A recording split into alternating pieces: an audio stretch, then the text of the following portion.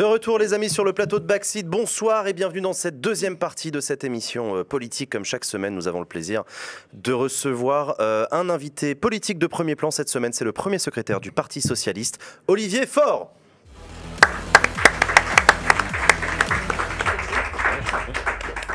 Bonsoir Olivier Faure. Merci d'avoir accepté notre invitation. Mais non, je suis ravi d'être là. Et je crois que l'actualité est un peu chargée pour vous en ce moment, ça va? Il y a des gens qui disent ça. Ouais, je le dis, ouais. Oui, c'est possible. Hein, oui. Le téléphone chauffe beaucoup en ce moment, c'est comment? Ça sonne pas mal, oui, effectivement. C'est plutôt bon signe. Ça veut dire que ça intéresse, ça veut dire qu'il y a des gens qui s'interrogent sur ce que nous avons encore à dire, ce que nous pouvons apporter. Donc, il faut s'en féliciter. Vous êtes donc, je le disais, le premier secrétaire du Parti Socialiste, un parti qu'on connaît bien dans le paysage politique français depuis plusieurs années et qui a perdu du terrain en 2017 avec Benoît Hamon qui n'a fait que 6% des voix. Un parti un peu particulier et difficile à placer pour beaucoup de gens qui nous regardent. On va essayer de le replacer. On va essayer de le placer. Alors, on va commencer cash. Alors, est-ce que vous êtes de gauche? Absolument. Pourquoi? Ça veut dire quoi être de gauche? Pourquoi? Je me suis engagé, j'avais 17 ans. Et je me posais la question de savoir comment m'engager. C'était l'époque où c'était les débuts des SOS Racisme.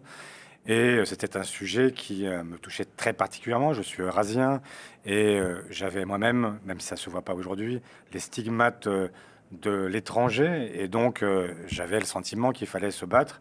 Non pas que je sois une victime qui ait besoin de se faire défendre, mais j'avais envie justement de dire, mais écoutez, ce pays, c'est le mien. Et c'est une richesse que d'avoir des gens qui ont des origines très différentes. Et je voulais me battre là-dessus. Et puis je me suis dit, quelle est la formation politique avec laquelle je pourrais faire un bout de chemin?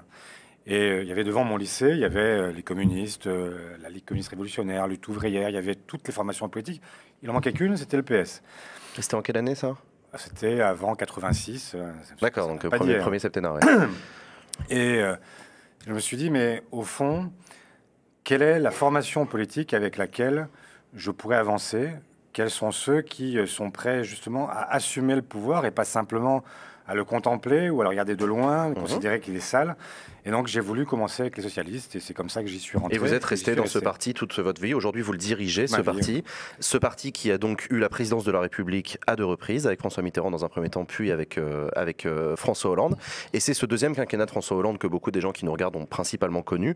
Et c'est probablement cette expérience du pouvoir, celle de François Hollande, qui donne envie à beaucoup de gens de se poser la question de savoir si le PS est toujours à gauche. Parce que Emmanuel Macron, parce que Manuel Valls, parce que loi travail, parce que CICE, etc. C'est des choses que vous entendez, Olivier Faure. C'est pas nouveau pour vous ce que je suis en train de vous dire. Non. Vous comprenez que des gens disent que le PS est à droite aujourd'hui ou pas? Alors je comprends qu'on puisse dire qu'il y a des gens qui ont été au PS et qui ont fini à droite. Ça, je le comprends et même je le constate.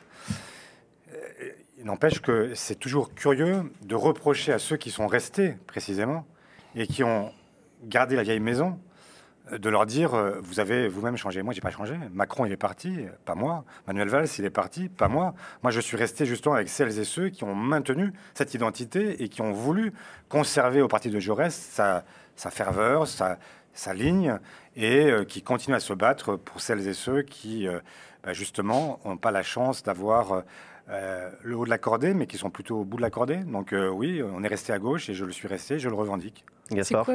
Olivier Faure, aujourd'hui la vie politique française tend à se diviser en 3 parties. D'un côté les humanistes, de l'autre les libéraux. On le voit avec le grand rassemblement d'Emmanuel Macron avec les partis d'Edouard Philippe, Ensemble Citoyen, ouais. Ensemble Citoyen, merci de chercher le nom. Et puis dans une 3e partie les identitaires qui prennent une place prépondérante dans les sondages. Avec l'échec de Benoît Hamon en 2017, aujourd'hui, en 2022, Anne Hidalgo, qui est créditée très faiblement dans les sondages, n'est-il pas venu le temps d'un grand parti humaniste qui ferait feu de toute scission et de ces micro-combats qui sont menés avec des idées qui sont jugées par certains comme irréconciliables. N'est-il pas, en somme, est-ce que le PS demain a encore vocation à exister dans cette configuration aujourd'hui? Est-ce qu'il faut un nouveau congrès d'Épinay? Ouais, je pensais à ça aussi. Voilà, on en a parlé la semaine pourrait tous se dernière. mettre à Épinay, faire un grand congrès, ce serait sympa. Ça serait sympa. Mais oui, je suis d'accord. Moi, je suis prêt à un nouvel Épinay. Alors, pour ceux qui ne comprennent pas de quoi on parle, s'il vous plaît. Ouais. Épinay, c'est le congrès de refondation du Parti socialiste. Les socialistes n'ont pas toujours été au Parti socialiste. Ils étaient avant dans la section française de l'Internationale ouvrière. Le parti de Jaurès, c'est comme ça qu'il s'appelait. Et puis, ils ont décidé de se retrouver. Il y a toujours eu beaucoup de familles socialistes, il y a toujours eu beaucoup de gens qui se revendiquaient de la même grande idée, mais qui n'étaient pas dans la même formation. Qui se sont retrouvés dans un congrès à Épinay, en 71, et qui ont donc permis à François Mitterrand d'être leur premier secrétaire, et puis ensuite de conquérir le pouvoir et de diriger ce pays à plusieurs reprises, Mitterrand, Jospin, Hollande. Et donc, oui, moi je suis favorable à l'idée, aujourd'hui, d'aller retrouver des gens qui sont parfois qui ont des parcours très différents, qui n'ont pas exactement suivi le même cursus, mais qui partagent une idée de la société, qui sont des humanistes, qui sont des progressistes, qui sont aussi des gens qui veulent transformer le monde dans lequel ils vivent, sur le plan social, sur le plan démocratique, sur le plan écologique. Et donc oui, moi je suis favorable à l'idée d'une formation politique qui permette à toutes celles et ceux qui se retrouvent dans cette république écologique et sociale de se retrouver et d'avancer ensemble. Ce qu'on vit aujourd'hui n'est pas très satisfaisant, franchement. 7 candidats à l'élection présidentielle qui se revendiquent de la gauche. À ce stade, aucun ne sera au second tour. Est-ce que quelqu'un peut s'en féliciter? Est-ce qu'on peut dire toute la journée « je déteste Macron, je ne veux pas voir un jour Marine Le Pen au pouvoir ou Éric Zemmour » et en même temps leur dérouler le tapis rouge sous les pieds chaque jour qui passe? Ma réponse à moi, c'est non. Léa. Est-ce que vous n'avez pas le sentiment justement que finalement ce rôle un peu hégémonique dans le paysage de la gauche française qu'a joué le Parti socialiste à partir justement du congrès d'Épinay et puis ensuite avec la mise en place du programme commun, etc., n'est pas finalement terminé en fait? Est-ce que vous n'êtes pas en train d'essayer de vous rattacher à cette image que vous aviez de fédérateur que vous n'avez plus? Il faut quand même le reconnaître. Le Parti socialiste n'est plus aujourd'hui la principale force politique de gauche comme elle a pu l'être auparavant. Enfin, comment vous faites pour dépasser ça? Est-ce que déjà vous arrivez à l'accepter? Mais moi, je reconnais volontiers qu'il y a un cycle politique qui avait commencé à Épinay et qui s'est achevé. Et aujourd'hui, mon but, mon rôle n'est pas de dire que je vais m'agripper comme la moule au rocher pour essayer de tenir sur cette histoire-là. Je suis fier de cette histoire. Elle appartient maintenant à toutes celles et ceux qui veulent s'y reconnaître. Mais ce que je veux, c'est ouvrir un nouveau cycle et qui soit un cycle où, évidemment, tout est à reconstruire, tout est à refaire. Et donc, on a aujourd'hui on a une gauche où il n'y a plus aucun parti qui soit hégémonique. La réalité, c'est que depuis la fin du PS hégémonique, donc depuis, disons, 2017, eh bien, on a eu Jean-Luc Mélenchon, qui a été d'abord la première force à gauche au moment de l'élection présidentielle. Puis ensuite, on a eu les écologistes avec Yannick Jadot aux européennes, qui a été la première force à gauche. Et puis ensuite, les municipales, les régionales, les départementales, où la première force à gauche, c'est incontestablement le PS. Donc, ça veut dire qu'à chaque scrutin, on a connu une force qui a pu penser qu'elle était devenue la force hégémonique. Aucune ne l'est. Et dans la présidentielle actuelle, ce que l'on voit, c'est qu'il y a dans les sondages, si on veut bien y croire, il y a entre le premier et le dernier l'espace de 3-4 points. Bref, on est tous dans la marge d'erreur ou presque. Et la réalité, c'est que personne ne peut l'emporter sans les autres. Usul. Alors si on revient à Épinay, c'est pas seulement on se rassemble, c'est aussi on se rassemble autour d'un plan de conquête du pouvoir et d'une certaine orientation aussi politique, l'alliance avec les communistes, on va commencer à bosser sur le programme commun, etc. Mais vous avez parlé tout à l'heure d'une gauche qui assume le pouvoir. Voilà, il y a toujours eu dans le Parti socialiste, ou à la SFIO avant, des socialistes qui assumaient le pouvoir, qui étaient prêts à gouverner au centre ou même municipalement, même localement, mais qui avaient des politiques, plutôt. Oui, du centre, dirons-nous. Il y a toujours eu au Parti socialiste une tension entre un centre et une aile gauche. Épinay, c'est le moment où l'aile gauche arrive à imposer un plan de conquête pour pas seulement assumer le pouvoir, mais changer la vie. C'est peut-être ça qui manque au PS aujourd'hui, cette ambition de changer la vie qu'on va retrouver chez les écolos qui veulent vraiment inventer une autre société, etc. Chez les insoumis qui veulent la 6ème République, un autre rapport à la nature, aux hommes, je sais plus quoi. Le PS, ce Épinay voudrait dire c'est le moment du grand virage à gauche alors, de retourner à ça et de plus être cette gauche gestionnaire juste. Mais moi j'aime pas beaucoup cette dichotomie entre la gauche gestionnaire et puis la gauche qui ferait rêver. Certainement que c'est plus facile de faire rêver en lançant de grands slogans, mais moi je ne sais pas ce qu'est la 6ème République de Jean-Luc Mélenchon. Est-ce que lui non plus, savez lui non plus, il va faire une constituante. Voilà, exactement. Donc tout ça, moi je ne veux pas vendre du rêve. En revanche, je veux effectivement transformer la vie des gens, pas dans n'importe quel sens. Je veux que ce soit plus facile pour le plus grand nombre. Je veux que cette transition écologique que tout le monde appelle de ses voeux, eh bien, on sache la conduire, pas simplement dire aujourd'hui on est là, demain il faudrait que ce soit là. Mais moi, je voudrais construire le chemin qui va entre les deux. Et c'est ce que nous proposons aujourd'hui. Et le projet que nous portons, il est un projet qui est un projet profondément à gauche, mais une gauche qui est aussi une gauche réaliste, une gauche qui a aussi éprouvé le pouvoir et qui donc ne veut pas trahir ses électeurs en leur vendant aussi de la poudre de perlimpinpin. Aujourd'hui, vous êtes en train. Anne Hidalgo a lancé un mouvement qui invite donc tous les candidats à gauche à se ranger, à se ranger derrière un candidat qui remporterait une primaire, pardon. Vous êtes vraiment en train de prendre le mouvement à l'inverse de ce qui s'est passé justement en 72. 72, on discute, on fait un programme commun, ensuite on décide de savoir qui va représenter ce programme commun à la présidentielle. Et là, on a l'impression que d'abord, vous voulez désigner quelqu'un et ensuite réfléchir au programme. Est-ce que vous n'avez pas l'impression de prendre les choses par le mauvais bout ? C'est pas que je les prends par le mauvais bout, c'est que je les prends par le seul bout possible aujourd'hui. Moi, j'ai pendant 3 ans, ça fait 3 ans que je suis premier secrétaire, j'ai demandé à toutes les formations politiques de faire ensemble la gauche des combats communs. J'ai demandé à ce qu'on fasse d'abord un projet de coalition qui nous lie pour 5 ans, qui ne gomme pas nos différences, elles existent, mais qu'on puisse au moins se mettre d'accord sur 5 ans pour pouvoir gouverner ensemble. Et ensuite, trouver celui ou celle qui l'incarne le mieux. Pendant 3 ans, je l'ai répété jour après jour, semaine après semaine. On m'a claqué la porte sur les doigts, tous. Jean-Luc Mélenchon, ça fait 1 an qu'il est en campagne. Fabien Roussel, ça fait 6 mois qu'il est en campagne. Les écologistes, quand je leur ai dit ça, et après que Yannick Jadot ait lui-même repris cette formule en expliquant qu'il voulait lui aussi un candidat commun et un projet commun, quelques jours plus tard, la direction des Verts a dit « il y a un plan A, 5 candidats écolos, il n'y a pas de plan B ». Et puis, ils ont lancé une primaire qui concernait exclusivement les Verts. Donc, tout l'automne, chacun a joué. Les écologistes. Oui, chacun a joué pendant tout l'automne. Et à la fin de l'automne, tout le monde a perdu. Donc maintenant, tout le monde a perdu. La seule solution pour arriver à quelque chose, tout le monde a perdu, au sens où personne n'a percé. Tout le monde a espéré pouvoir dire, bon, il n'y a pas de primaire, on ne se met pas d'accord, mais on espère bien que l'un ou l'autre va finir par surgir, prendre dans les sondages l'ascendant sur les autres. Et donc, quand il sera le premier, il obligera tous les autres à s'aligner. Personne n'a réussi cet exploit. Donc, puisque personne ne l'a réussi dans les sondages, et que personne ne veut se retirer, il y a un moment où il faut choisir. Et le seul choix est le choix courageux que fait Anne Hidalgo, parce qu'elle ne sait pas du tout ce que serait le résultat d'une primaire. Mais elle dit, là, au moment où on en est, il est temps quand même de se ressaisir et de se dire que partir les uns contre les autres jusqu'au bout, c'est l'assurance de dérouler le tapis rouge sous les pieds de Macron, de Le Pen, de Zemmour, de Pécresse, certainement pas d'un candidat de gauche. On reviendra sur la stratégie de 2022. Je voudrais quand même revenir, j'ai écouté les meetings d'Anne Hidalgo qui cite volontiers l'histoire du Parti Socialiste en rappelant Jaurès, en rappelant Blum, en rappelant Mendès France, en rappelant Mitterrand, en rappelant Jospin, et puis ça s'arrête là. Il n'y a pas Hollande.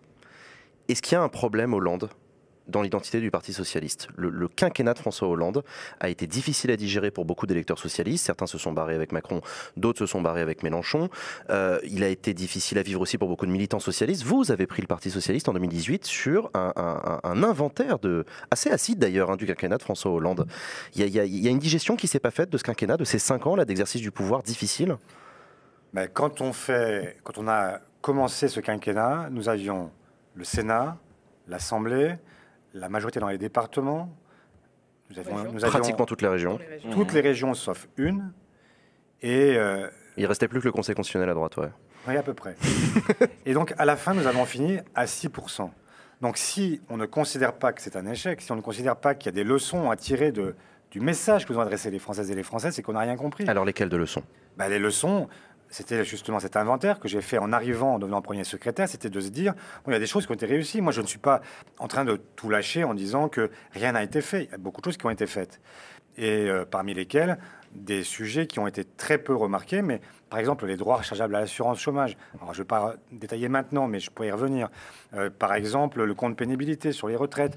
Voilà des sujets, la retraite à 60 ans pour les carrières longues. Voilà des sujets sur lesquels je n'ai aucun problème à assumer et à dire que je suis même fier de ce que nous avons voté.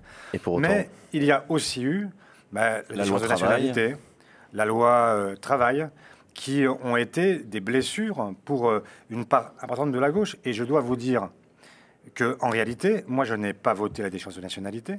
Je me suis battu contre. J'ai même proposé à ce moment-là à la majorité de l'époque un amendement qui proposait non pas une déchéance de nationalité qui distingue entre les origines, mais une déchéance nationale qui aurait frappé de la même façon les gens, quelles que soient leurs origines. Ensuite, sur la loi travail, je cherchais jusqu'au bout à faire aboutir aussi un accord. J'y étais même parvenu, et parce que j'y étais parvenu et que ça ne satisfaisait pas Manuel Valls, il a ce jour-là renvoyer sa garde rapprochée, me taper dessus en réunion de groupe, derrière faire en sorte de m'accuser de traîtrise, non pas de compromis, mais de compromission, et il a dégainé le 49-3 dans les heures qui ont suivi. Voilà, moi j'ai été, y compris dans la majorité, loyal, c'est-à-dire que je n'ai jamais pris en traître François Hollande ou Manuel Valls ou qui que ce soit, je leur ai toujours dit ce que je pensais. Mais je n'ai pas changé d'avis, et je l'ai même dit sur le CICE, il se trouve que je connais particulièrement bien Jean-Marc Ayrault. J'ai été son secrétaire général quand il était président de groupe à l'Assemblée. Donc j'avais été le voir en lui disant « Fais en sorte que le CICE, ce soit non pas un chèque en blanc, mais qu'on puisse chaque année, sur la base du chèque qui est adressé à chaque entreprise, qu'on puisse négocier, parce que ça donnera du grain à moudre et parce qu'on ne peut pas savoir forcément nationalement ce qu'il faut faire, mais les gens qui sont dans l'entreprise, ils savent s'il faut mettre de l'argent sur l'emploi, sur l'outil du travail, sur la formation, sur l'embauche. Bref, il faut redonner du grain à moudre pour qu'on puisse retrouver le goût du dialogue social dans ce pays. Et malheureusement, il m'a été répondu à l'époque par les uns et par les autres, tu veux ouvrir une usine à gaz, c'est pas possible, on fera pas comme ça. Voilà, donc oui, j'ai eu des regrets et oui, je me suis battu aussi, y compris pendant le quinquennat, pour que ça change. Léa. À vous entendre, le problème du quinquennat de François Hollande, c'était Manuel Valls, en fait. Il a été un sacré problème, non ? Je sais pas, je sais pas ce que vous en pensez, vous, mais... Oui, je suis la première à le dire, mais je trouve ça intéressant que finalement, vous, en tant que premier secrétaire, vous l'assumiez. Je l'assume parfaitement. Et... Est-ce que vous pensez que ça a changé fondamentalement quelque chose au sein du parti et la ligne idéologique du parti ? Oui, il en a bousculé les équilibres. Je pense que Manuel a eu a formé un rêve que Emmanuel Macron a accompli à sa place. C'est-à-dire qu'il voulait changer d'électorat. Il voulait, en fait, je pense qu'il a simplement rêvé, à la fois, il pensait certainement, lui, que les gauches étaient irréconciliables, en tout cas, que des gens à gauche ne pouvaient pas se réconcilier avec lui. Et donc, il fallait changer d'électorat pour pouvoir se maintenir. Et ce projet, il l'a formulé même, dans une interview qu'il a donnée il y a quelques années, dans l'Obs, où il expliquait qu'il fallait une mise en commune aux progressistes. Enfin, il expliquait, en gros, ce que Emmanuel Macron expliquait plus tard avec En Marche. Et d'ailleurs, il n'est pas illogique, même s'il s'est parjuré quand il a rejoint, non pas Benoît Hamon, mais justement Emmanuel Macron. Mais ce n'était pas complètement illogique, parce qu'en réalité, le projet que portait Emmanuel Macron, c'est celui qu'il aurait voulu porter à sa place. Oui, il était cohérent de ce point de vue-là. De ce point de vue, il était cohérent. Je vois ce que vous voulez dire. Ce n'est pas une façon de le disculper. Hein. Gaspard. Toujours sur l'identité du Parti socialiste, je me posais cette question, est-ce qu'aujourd'hui on peut être écolo sans être de gauche ou de gauche sans être écolo? Parce qu'on sait qu'on ne va pas résoudre le problème de l'environnement sans en même temps résoudre celui des inégalités sociales. Les deux sont relativement imbriqués. Est-ce que pour vous, ça a encore du sens, Olivier Faure, de devoir choisir entre voter EELV ou voter PS? Ça a un sens, effectivement. Je vais y revenir, mais d'abord, pour moi, l'écologie, c'est pas forcément de gauche. Il y a une écologie de droite. Ah bon, mais aujourd'hui, elle est quand même portée par... Il y a une écologie même très conservatrice. Même si vous reprenez l'histoire de ce siècle, du siècle passé plus exactement, vous avez y compris des gens qui ont été à l'origine du nazisme et qui étaient des écologistes. Pourquoi? Parce que eux avaient déifié la nature. Et y compris, c'est une façon d'être très conservateur. On ne touche plus à rien. Il y a des gens aujourd'hui... Prenez la revue Limite. Je ne sais pas si vous connaissez cette revue, qui est une revue un peu limitée, dirigée notamment par Eugénie Bastier, et qui est la revue de la Manif pour tous. C'est-à-dire que pour eux, la nature, c'est aussi, par exemple, être contre la PMA, puisque c'est une façon de contredire la nature. Pierre Rabhi, qui nous a quittés il y a quelques semaines, incarne aussi il avait certains côtés, il avait aussi ce côté très conservateur sur le plan des mœurs, et il y avait cette volonté de tenir à distance tout ce que... cette espèce de rêve prométhéen qui ferait que l'homme, à un moment, cherche à s'emparer de la torche et voler le feu des dieux. En fait, c'est un peu ça. C'est vrai. Et donc, il y a une écologie de droite. Oui, mais et il y a aussi une écologie de gauche. Elle est quand même d'un côté côté par rapport Elle est plus incarnée à gauche qu'à droite. Plus incarnée à gauche aujourd'hui en 2020. Emmanuel Macron n'en a même pas parlé hier soir. Aujourd'hui, et en France, elle est effectivement plutôt une écologie. Enfin, l'écologie, celle d'Europe Écologie Les Verts, se situe depuis toujours à gauche. Depuis les années 70 jusqu'à aujourd'hui, tous ceux qui ont porté la bannière de l'écologie en France l'ont fait en étant à gauche. Et donc, effectivement, je m'en félicite. Après, est-ce qu'il y a des différences entre les écologistes et les socialistes? Le socialiste que je suis est écologiste. En revanche, je ne suis pas vert, ce qui n'est pas tout à fait la même chose. Alors, c'est quoi la différence pour vous? Ça veut dire que moi, je considère que l'écologie, elle ne peut pas se faire. Ma matrice à moi, c'est d'abord l'humain. Je suis pour les ours blancs, mais non pas parce que je serais uniquement pour l'ours blanc. Je suis d'abord pour l'ours blanc parce que je sais que si l'ours blanc meurt, derrière, c'est l'Inuit qui va mourir. Et moi, ma boussole dans la vie, c'est d'abord les êtres humains. C'est-à-dire que si demain, je dois choisir entre mon chien et un migrant, je vais vous raconter pourquoi je dis ça. Moi, je choisis le migrant, jamais mon chien. Même si j'adore mon chien. C'est un peu caricatural comme manière parce que je suis pas sûr que Yannick Jadot choisirait le chien par rapport au migrant. Non, c'est pas ça. Ce que je veux dire, c'est qu'il y a des gens... Je lui poserai la question. On va l'appeler. C'est pas pour Yannick Jadot. Brigitte Bardot choisirait le chien. Il y a des gens... Voilà, exactement. Non, mais vous avez des gens... Je vous raconte cette histoire parce qu'elle m'a marqué. Un jour, justement, je prenais ma chienne, en l'occurrence. Qui s'appelle Brigitte Bardot. Qui s'appelle pas Brigitte Bardot, qui s'appelle Olympe, comme Olympe de Gouges. Et donc, je rencontre une dame qui promène son toutou. Et il se trouve qu'à quelques mètres de nous, il y a un homme basané, dirons-nous, qu'on peut imaginer être un migrant, en tout cas, sans aucun doute, sans domicile fixe, et il urine contre le mur. Son chien, au même moment, urine contre un autre mur. Et elle me regarde et elle me dit, « Vous vous rendez compte, ces gens? Vous vous rendez compte de ce qu'ils font ?» me le désignant en disant... Pendant que son chien est en train de pisser sur le même mur. Voilà, sur le même mur. Et je me suis dit, mais il y a des gens... Il y a des gens pour qui, effectivement, le migrant, c'est moins que le chien. Et là, effectivement, il y a quelque chose qui me choque profondément. Moi, je suis évidemment prêt à défendre les animaux, mais par exemple, sur la question très compliquée des essais sur les animaux avant d'utiliser telle ou telle thérapie. Alors, évidemment, quand on peut l'éviter, il faut l'éviter. Mais c'est vrai aussi que je préfère qu'on essaye sur un singe plutôt que sur un être humain. Voilà, c'est des sujets sur lesquels... C'est très théorique comme opposition. C'est pas très théorique. Entre les deux, c'est philosophique. Mais la taxe carbone, moi je veux bien une taxe carbone, mais je ne veux pas qu'on la fasse supporter d'abord à ceux qui ne peuvent déjà pas finir leur fin de mois. Je ne veux pas qu'on fasse supporter la transition écologique. Ça, c'est une réponse à Sandrine Rousseau que vous faites, qui propose l'augmentation du prix du carburant. Oui, c'est une réponse à toutes celles et ceux qui ont comme seule matrice la question écologique. La planète, on doit la sauver, mais on ne peut pas la sauver contre ceux qui l'habitent. Voilà ce que je dis. Il y a deux gauches irréconciliables dans ce que vous me dites. C'est intéressant parce que ça fait partie des questions que je voulais vous poser. Y a-t-il des sujets à gauche qui sont indépassables, des clivages qui sont indépassables? Pierre Larouturou, sur ce même plateau, nous disait que selon lui, non. Vous, de ce que vous me dites, j'ai l'impression que même entre les écolos et les socialistes, finalement, en fait, on n'est pas d'accord, quoi. Philosophiquement, quoi. Oui, vous êtes humanistes, ils sont écolos. Mais j'espère qu'ils progressent vers l'humanisme et j'espère que nous progressons chaque jour vers l'écologie. Donc, ce que je veux dire par là, c'est quand on se met d'accord sur un projet de gouvernement, on va pas se prendre le chou pendant 3 heures sur la philosophie. Chacun vient avec la sienne. En revanche, on va se dire qu'est-ce qu'on fait pendant les 5 prochaines années. Donc, qu'est-ce qu'on fait? Eux, ils diront, voilà, on veut faire telle mesure, voilà nos priorités. Nous, on dira quelles sont les nôtres. On verra comment on ordonne le tout. Et puis, après, à partir de là, on arrive à construire un programme. C'est pas les communistes et les socialistes qui avaient déjà divorcé en 1920. Ça les a pas empêchés de faire le programme commun. Ça les a pas empêchés de gouverner ensemble. Ça les a pas empêchés de faire de grandes mesures. Eh bien, moi, c'est ce que je suggère, c'est que non pas que on s'identifie complètement les uns aux autres, et c'est plutôt sain qu'il y ait du débat à gauche. La gauche, c'est aussi ça, c'est d'abord le débat. Il n'y a jamais eu une gauche unie, même le Parti socialiste, que vous connaissez comme étant d'abord un parti de débat.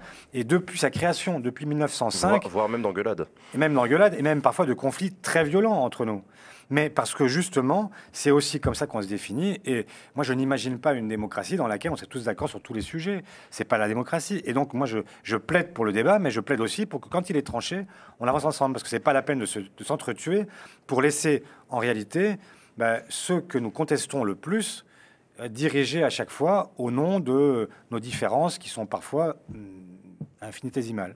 Jules. Oui, alors on peut se déclarer de gauche et tout, mais des fois il y a des preuves de gauche. Ces preuves de gauche, ça pourrait être c'est comme l'amour, c'est ça? C'est comme l'amour. Oui, c'est ça, ouais. C'était fait exprès, j'avais fait le lien bien, exprès. Oui, et justement, peut-être une preuve de gauche, ce serait la présence et les liens avec les mouvements sociaux. Or, on voit tout à fait que chez Europe Écologie Les Verts, ils recyclent aussi toute cette génération climat dont ils ont investi, les mouvements, les marches, etc. On voit que à la France Insoumise, il y a quand même pas mal de liens avec les nouveaux mouvements aussi, y compris les nouveaux mouvements antiracistes, etc.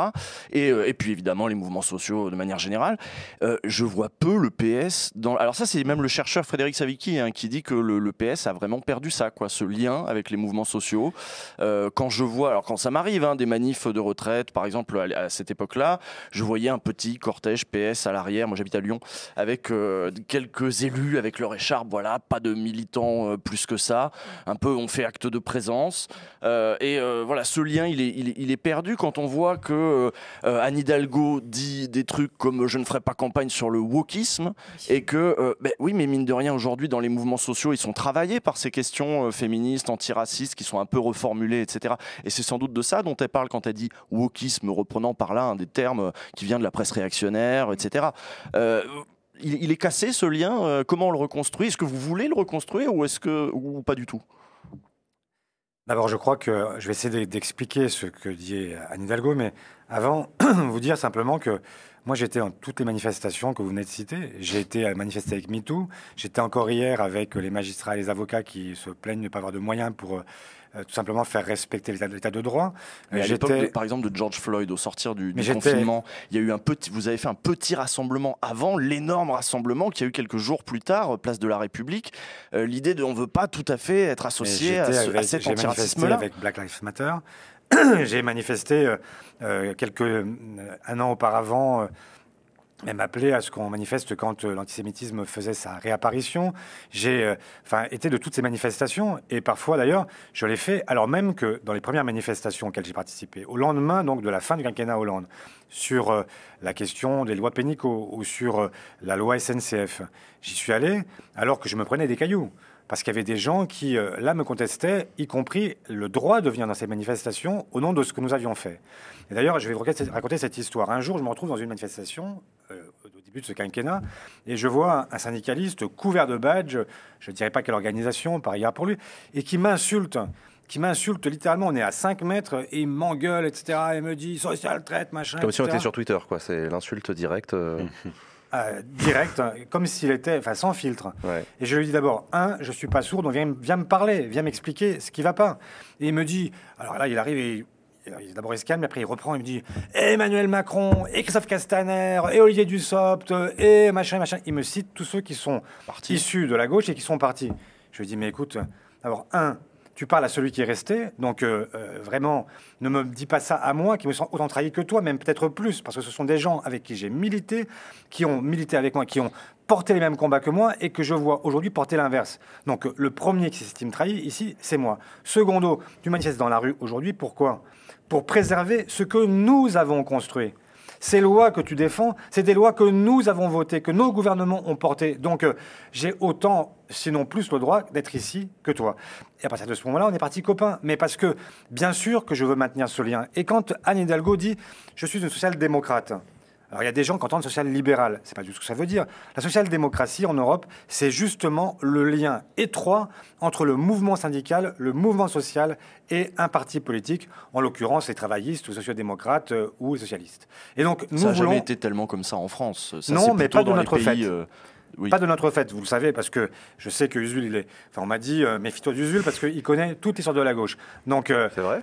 C'est vrai, mais je veux bien le croire. Il ne faut pas s'en méfier, du coup. Mais je ne me méfie pas des gens qui connaissent l'histoire de la gauche. Et justement, je le renvoie à la charte d'Amiens, qu'il connaît, et qui fait qu'en France, justement, il y a toujours eu une séparation étanche entre le monde syndical et le monde politique. C'est vrai. Ce qui est bien dommage. Parce que justement, la force des sociodémocrates en Allemagne, en Angleterre, etc., c'est d'avoir justement cette nébuleuse qui avance ensemble, alors que chez nous, eh bien, on est divisé dans le monde politique, on est divisé dans le monde syndical, on est souvent divisé dans le monde social. Et tout ça, ça conduit à quoi? Ça conduit à ce que ce soit la droite qui fasse la pluie et le beau temps, et que ce soit aujourd'hui Zemmour qui tienne le haut du pavé.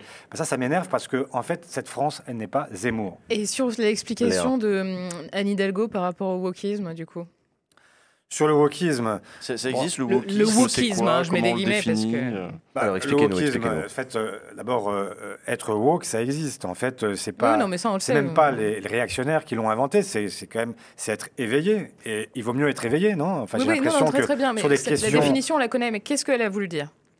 ce qu'elle a voulu dire, c'est qu'elle ne voulait pas être dans les excès qui sont parfois condamnés et Du qui genre peuvent conduire, du genre, par exemple, sur je sais pas moi, les excès. Quand, enfin, je vais essayer d'être le moins théorique possible, mais il y a des gens aujourd'hui qui sont intersectionnels Oui. et qui appartiennent au mouvement woke. Oui. Et les études intersectionnelles, moi, je considère qu'elles apportent beaucoup.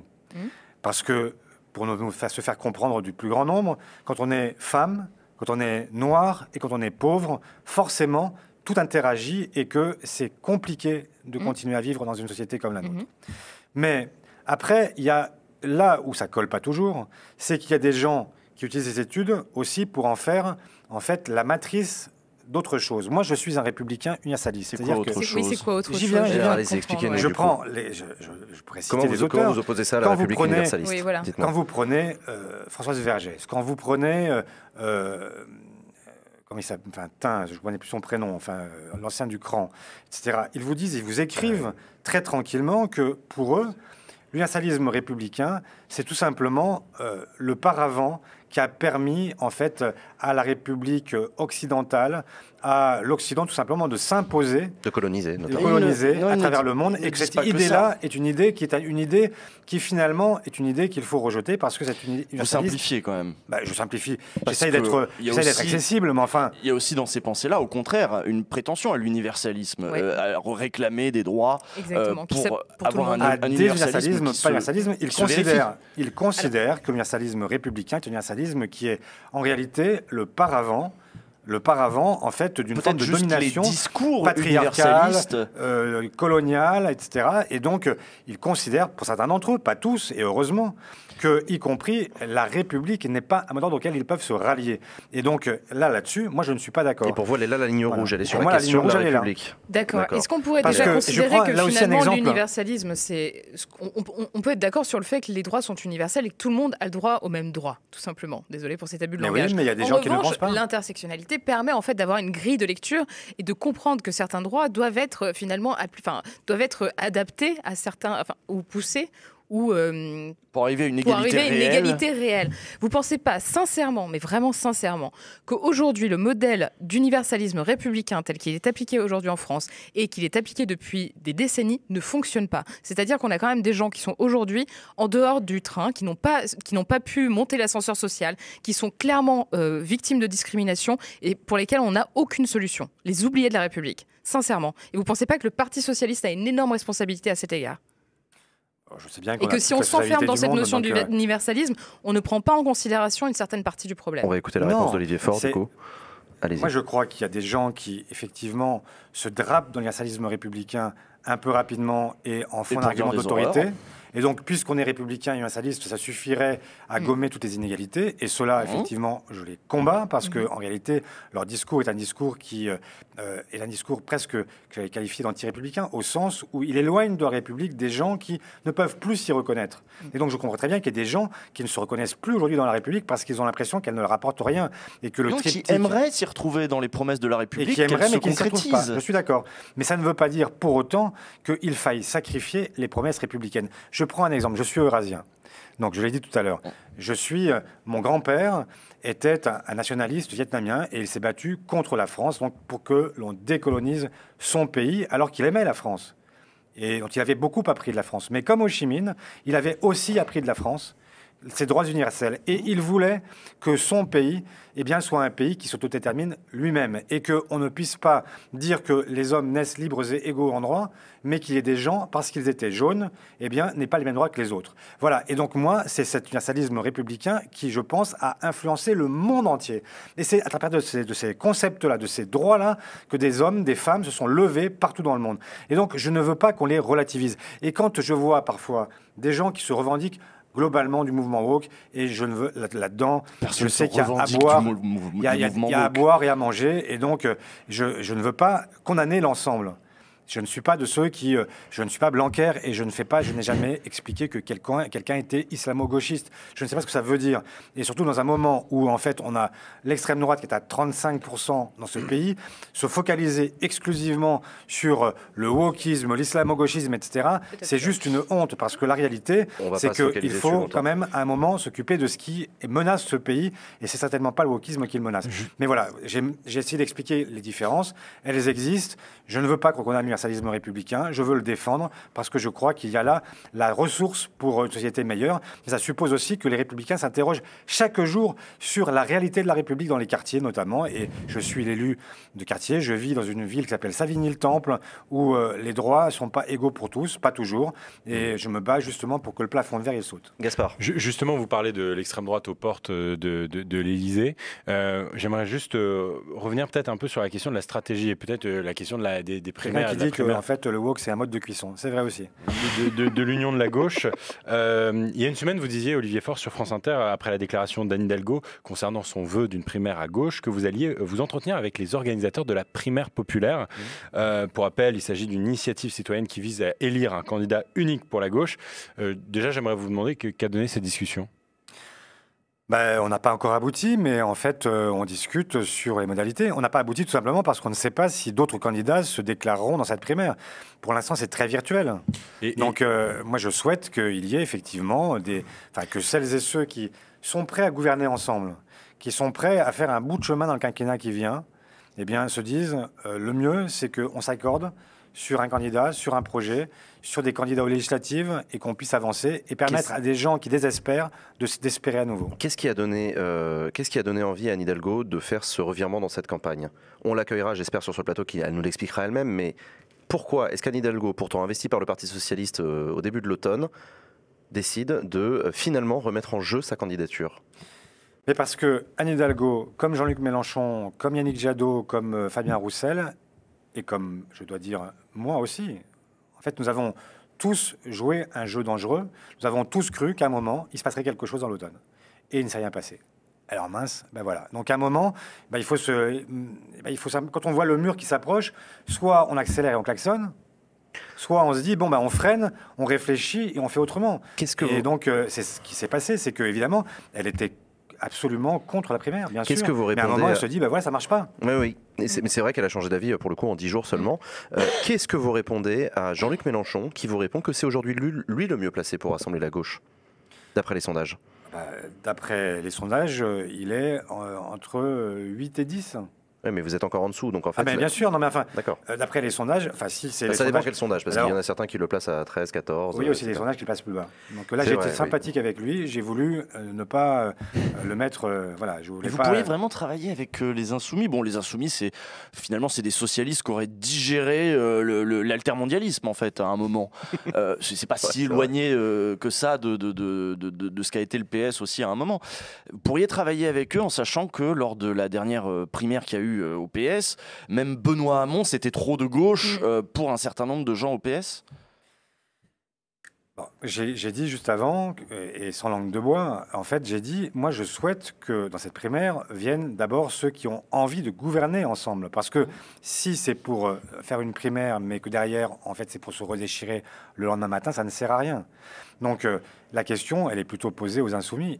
À quoi sont-ils prêts? Est-ce qu'ils sont prêts à mettre leur programme en débat avec d'autres, accepter l'idée que pour l'instant l'avenir en commun il est en commun à eux, mais à eux seuls, et donc est-ce qu'il est possible qu'à un moment ils se disent finalement peut-être qu'il y a des idées à prendre, y compris chez les socialistes, y compris chez les écologistes, ou est-ce qu'ils considèrent qu'ils détiennent la vérité à eux seuls?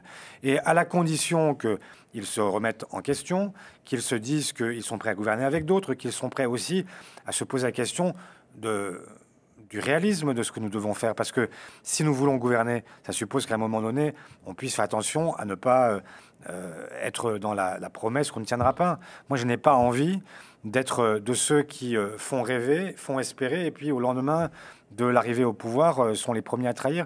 Parce que c'est aussi comme ça qu'on crée de la défiance dans la vie politique. Gaspard. Et il y a la question aussi du financement. Si là, Anne Hidalgo aujourd'hui est créditée dans les sondages entre 3 et 8%, si elle fait moins de 5%, vous ne serez pas remboursé de la campagne de la candidate. Sachant qu'il va y avoir l'initiative, il y a l'initiative de cette primaire populaire, est-ce qu'il y a un monde où vous prenez en compte les résultats de cette primaire populaire finalement, et où Anne Hidalgo du coup n'est pas cette personne qui est choisie par cette primaire populaire, et où c'est un signal suffisamment fort pour vous dire finalement on n'ira pas parce que c'est trop dangereux financièrement pour le Parti socialiste? Non, enfin franchement, la question des finances, c'est une question, je ne vais pas dire secondaire, mais c'est pas quand même. C'est pas pour des raisons financières qu'on est candidat ou pas candidat. Là, dans ces cas-là, on fait une campagne plus modeste, mais on ne dit pas j'arrête de faire campagne, je crois plus à mes idées parce que j'ai pas d'argent pour les défendre.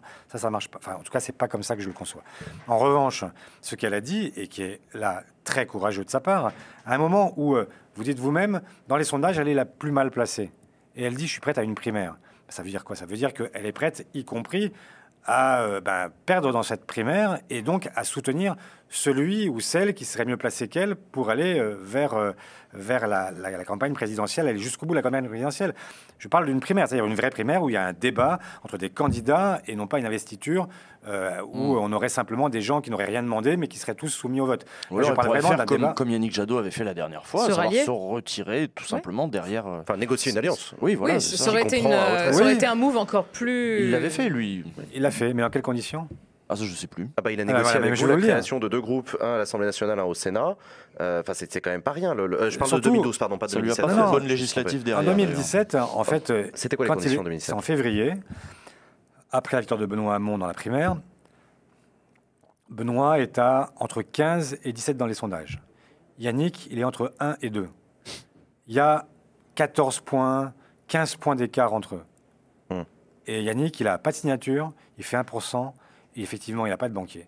Donc, je suis d'accord pour dire qu'il y a eu un geste de sa part. Il aurait pu dire on fait rien, on touche à rien, on s'investit pas. Pas le choix, en fait. Il s'est investi. Mais c'est parce que tout simplement, il y avait une dynamique chez Benoît qui n'y avait pas en réalité chez Yannick. Donc, voilà, aujourd'hui, le problème, c'est qu'à gauche, il n'y a personne qui a vraiment entre 2 et 3%, c'est pas d'intention de vote, c'est pas très différent. La situation d'Yannick Jadot et la situation d'Hidalgo. Aujourd'hui, oui. C'est trop proche pour qu'on puisse dire, en plus dans des sondages dont on sait dans quelles conditions ils sont réalisés, avec des marges d'erreur qui sont importantes, il n'y a pas un seul sondage depuis 5 ans qui n'est pas faux, en fait. Donc, il faut s'en méfier. Et là, il faut trouver...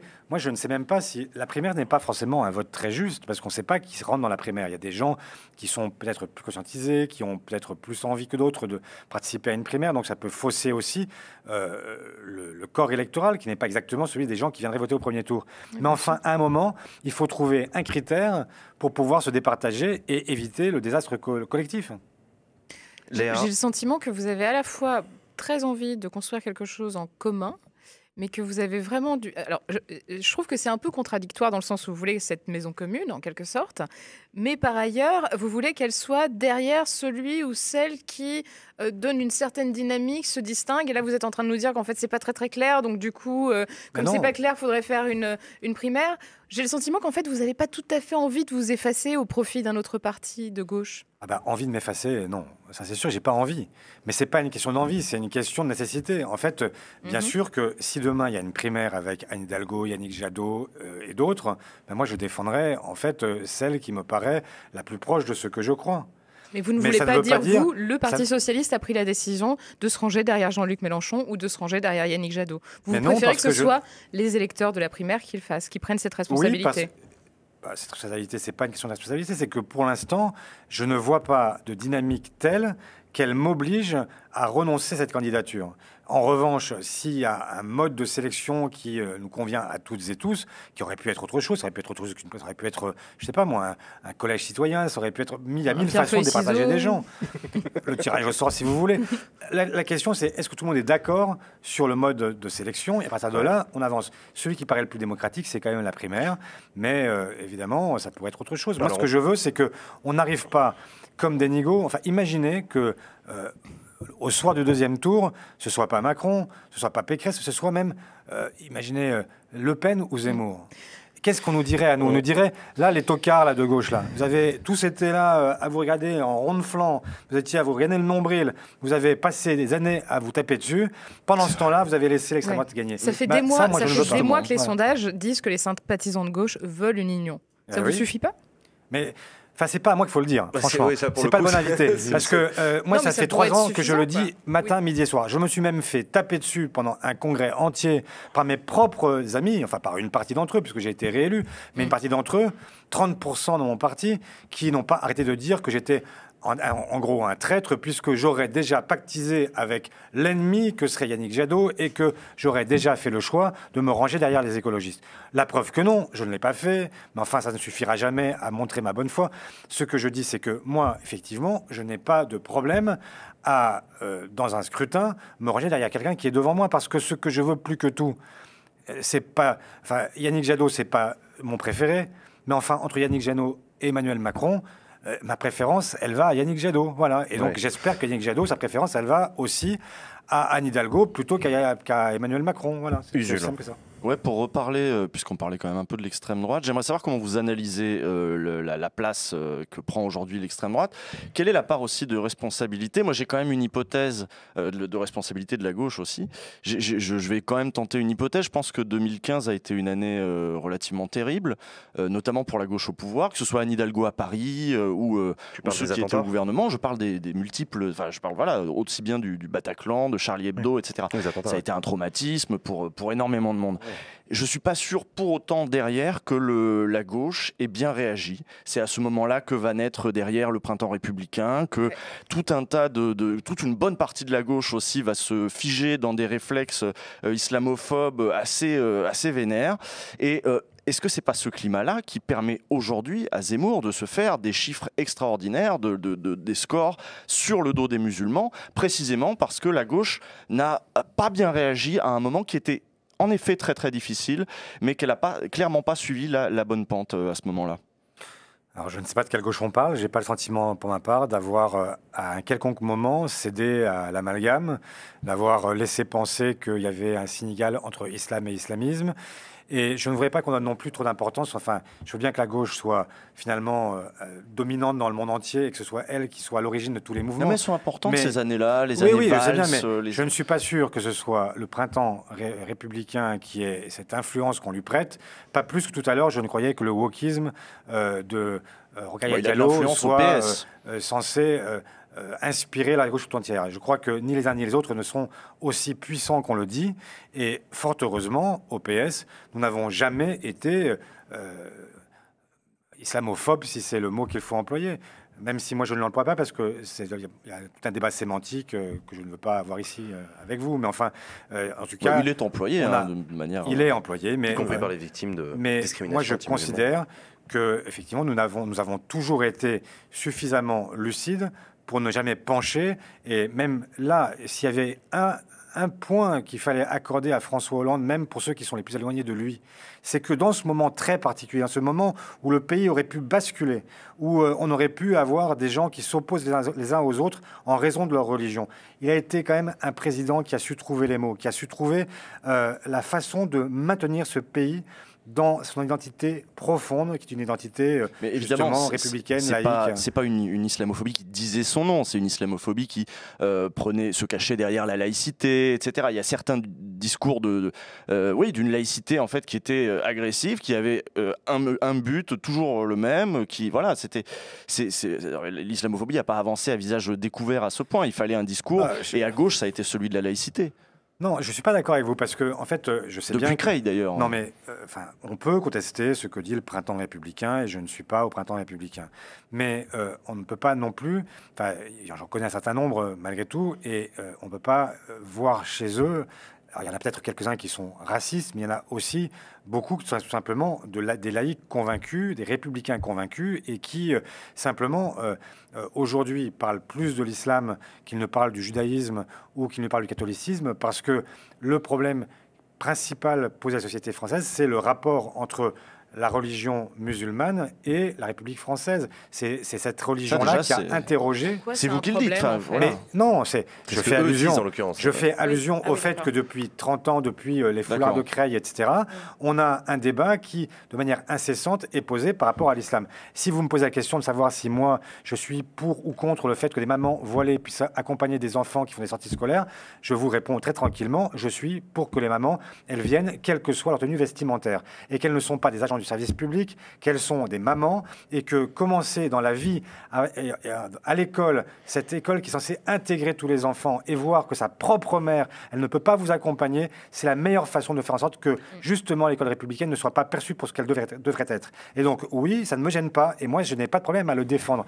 Mais je vois tout simplement que le débat existe, et donc, il faut bien le traiter. Alors, on le traite comme je le traite moi, ou comme d'autres le traitent. Il y a des gens à gauche qui diraient exactement l'inverse de ce que je viens de dire.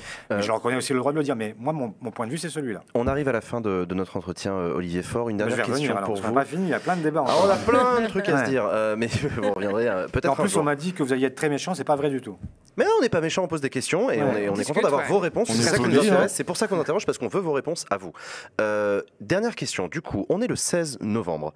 C'est malheureusement la dernière émission de Backseat décembre, pardon. C'est la dernière émission Backseat de l'année 2021. C'est quoi les prochaines étapes pour cette union de la gauche, cette primaire populaire? Début du mois de février, c'est le début de la récolte des 500 signatures, des 500 parrainages. Fin du mois de février, c'est la fin des candidatures et c'est la campagne officielle. Mi-avril, c'est le premier tour. C'est quoi les prochaines étapes là? La prochaine étape... Vous y fixez quoi d'ici la prochaine 31, étape, s'il y a des gens qui veulent vraiment l'union avec nous, et même y compris sans vouloir voter Anne Hidalgo, le meilleur moyen, c'est de s'inscrire sur le site de la primaire pour permettre justement, par le nombre, de faire poids et de dire à celles et ceux qui, dans les appareils politiques, se refusent encore à cette option, de leur dire, écoutez, on est 500 000, on est 600 000, on est 1 million, on est 2 millions, on est là pour voter. Donc maintenant, vous allez vous mettre d'accord parce qu'autrement, ça va mal se passer.